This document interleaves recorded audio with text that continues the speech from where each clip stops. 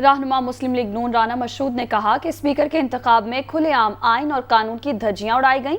तमाम ballot papers पर number लगे हुए थे। हाईकोर्ट जा रहे हैं। स्पीकर का इलेक्शन कलअदम करार देकर दोबारा इंतखाब कराया जाए, वो मीडिया से गुफ्तगू कर रहे थे। पंजाब की आवाम के साथ फिर एक धोखा किया गया।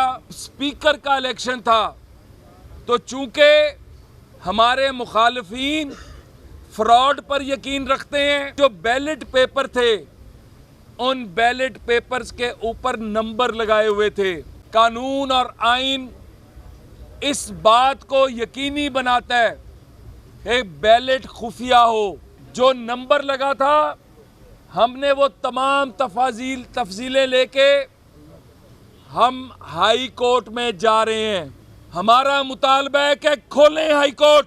ये स्पीकर का इलेक्शन कालेदम करार दे के इलेक्शन दोबारा कराना होगा।